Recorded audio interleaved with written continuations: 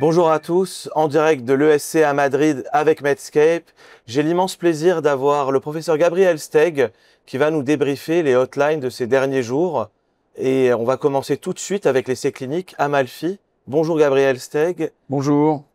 Alors Amalfi, c'est un essai de grande taille, c'est un des plus grands essais sur le sujet qui s'est intéressé à la question du dépistage de la fibrillation atriale dans la population générale, dans le but pas simplement de la dépister, mais d'instaurer un traitement anticoagulant et d'affecter le risque d'accident vasculaire cérébral, parce que c'est toute la question, c'est est-ce qu'on arrive à réduire le risque d'accident vasculaire cérébral. Et vous savez qu'il y a beaucoup d'outils qui sont disponibles, y compris des outils grand public qui prétendent améliorer ou protéger les gens contre le risque d'accident vasculaire cérébral en leur permettant de détecter à temps cette fibrillation atriale qui les menace. Est-ce que cette affirmation est vérifiée? Eh bien, il semble plutôt que non. Ses collègues d'Oxford, qui sont vraiment des professionnels de l'essai clinique, ont recruté 5000 Britanniques dans des cabinets de prévention primaire de généralistes, 5000 Britanniques volontaires, tirés au sort entre un groupe qui a le dépistage habituel, lors des consultations de routine, et un groupe qui va mettre une espèce de patch Holter, qu'on appelle un ZIO, pendant 14 jours. Et ensuite, ils expédient ça par la poste à un centre de lecture qui lit ce Holter et qui regarde s'il y a ou pas de la fibrillation atriale. Et évidemment, l'idée est de regarder la détection de la fibrillation atriale, de regarder combien de patients, parmi ces patients qui sont à relativement haut risque thromboembolique, c'est tous des patients qui ont un score CHA2-VASc au moins à 2 ou 3, combien vont être mis sous traitement anticoagulant et est-ce que ça va affecter le risque d'accident vasculaire cérébral. Et au bout de 2,50 suivis, ce qu'on observe, c'est qu'il y a une augmentation statistiquement significative du taux de détection de la fibrillation atriale, mais qui est modeste. C'est 6,8% dans le groupe de dépistage par le patch Holter, contre 5,4% dans le groupe contrôle. Donc la différence est significative statistiquement, mais cliniquement, elle est modeste. Et peut-être que ça reflète le fait que les gens qui ont été volontaires pour participer à cette étude sont peut-être pas n'importe qui. Ouais. C'est probablement des gens qui étaient peut-être préoccupés d'un risque élevé de fibrillation atriale, parce qu'ils sont hypertendus à cause de leur âge ou pour d'autres raisons. La deuxième observation, c'est que parmi les fibrillations atriales qui ont été dépistées, un tiers sont des fibrillations atriales permanentes, pour lesquelles il suffisait de prendre le pouls, et on avait le diagnostic. La troisième chose, c'est qu'il n'y a pas de différence sur le risque d'accident vasculaire cérébral. Il y a une légère augmentation de l'utilisation des anticoagulants oraux, mais pas de réduction du risque d'accident vasculaire cérébral, ni ischémique ni total. Et donc beaucoup d'efforts pour au final un résultat qui est assez modeste. Et ça n'est pas la première étude décevante dans ce cadre. Le dépistage tout venant en population générale de la fibrillation atriale, que ce soit avec ce type d'outils ou avec des outils grand public comme des montres connectées, etc., c'est peu rentable finalement. Ça paraît conceptuellement une bonne idée, mais en fait, pour arriver à être vraiment rentable, il faut arriver à identifier des populations à très haut risque avec un taux de conversion du traitement anticoagulant très élevé. Absolument. C'est vrai qu'on a maintenant l'habitude de ces essais avec des outils connectés, que ce soit les montres connectées ou les téléphones connectés. Et comme vous l'avez dit, le rendement est faible. Alors il faudrait cibler des populations un peu plus à risque et sous-traiter.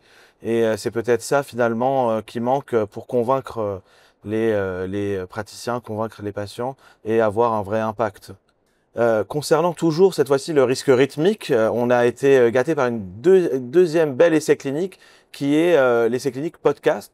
1200 patients, des patients qui ont de l'insuffisance cardiaque, qui ont un défibrillateur ou un pacemaker et chez qui on s'est dit, les investigateurs se sont dit on va optimiser le taux de potassium, on va le rendre élevé et on va voir ce que ça donne sur les troubles du rythme ventriculaire.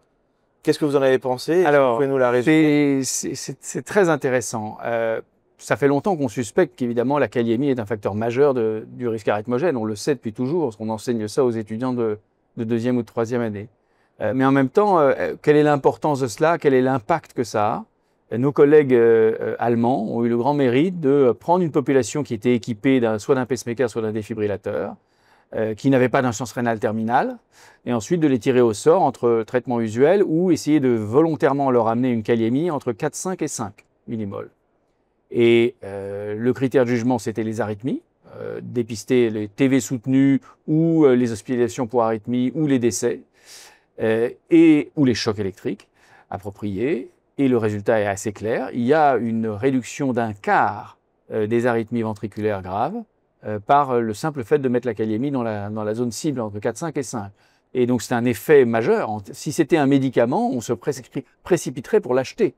Et là, ce n'est pas un médicament, c'est un traitement assez simple, mettre la kaliémie dans la zone normale. Alors, c'est à la fois une vieille histoire, Ouais. mais en même temps, c'est une démonstration objective et une démonstration objective d'un bénéfice quantitativement important qui doit alerter les cliniciens sur le fait que l'hypokaliémie, ça n'est pas bénin.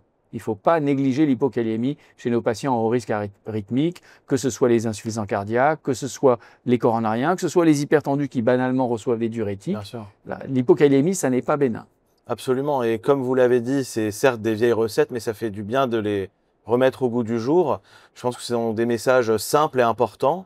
On va mieux protéger nos patients en optimisant la kaliémie. Et finalement, vous l'avez dit, 25% de réduction d'événements, et c'est des événements sérieux. Primary endpoint de troubles du rythme ventriculaire, choc électrique, réhospitalisation. Ou décès. Ou décès, le plus important. Donc il va falloir absolument implémenter ces nouvelles données chez nos patients, qui sont par ailleurs graves. Absolument intéressant. Et enfin, alors une étude, je trouve qui est très intéressante pour des patients qu'on traite et qui sont difficiles à traiter, c'est les patients avec la cardiomyopathie hypertrophique, souvent symptomatique, voilà, qui nécessitent un suivi appuyé et lourd. On a l'étude Maple HCM qui a comparé le métoprolol un médicament qu'on connaît bien maintenant, qui est L'aficamten. l'aficamten, exactement, excusez-moi, j'avais un trou, et qui a évalué leur capacité d'effort, 120 patients. Est-ce que vous pouvez nous en dire plus? Alors, les inhibiteurs de la myosine comme le mavacamten ou l'aficamten sont un grand progrès dans la prise en charge des CMH obstructives. Dans les CMH non obstructives, c'est une autre histoire, une autre paire de manches. Mais dans les CMH obstructives, clairement, ces médicaments améliorent le gradient, la qualité de vie, les symptômes et même les événements cliniques. Donc c'est un immense progrès. Mais jusqu'ici, ils ont toujours été testés en plus du traitement de base. Et le traitement de base des cardiopathies hypertrophiques obstructives, ce sont des bêta-bloquants ou des inhibiteurs calciques dépresseurs de la contractilité. Et là, c'est la première étude qui, à ma connaissance, se pose la question de la comparaison face à face en première ligne. Bêta-bloquants, et en l'occurrence du métoprolol avec des doses titrées qui sont vraiment bêta-bloquantes, ou l'aficamten en première intention. Alors, ça n'est pas une étude sur les événements cliniques, elle est sur la capacité d'effort mesurée par une VO2 max, sur les biomarqueurs, sur la qualité de vie et les symptômes, dans un sous-groupe de patients graves, CMH obstructive, franchement obstructive, avec des symptômes et avec une gêne à l'effort. Et les résultats sont très contrastés. Pour faire court, les patients se dégradent sous bêta-bloquant, mais on a toujours accepté cette dégradation en se disant que sur le plan pronostic, c'était quand même bénéfique, alors qu'ils s'améliorent sous aficamten. Et ils s'améliorent sur la VO2, ils s'améliorent sur les symptômes, sur la classe NYHA, sur les biomarqueurs, avec des trajectoires qui sont littéralement en miroir. Et donc, c'est quand même quelque chose qui est assez impressionnant et qui suggère que peut-être que ces médicaments vont devenir un traitement non seulement efficace pour cette population, mais peut-être un traitement de première intention. Vous pensez que l'implémentation de ces résultats va être facile?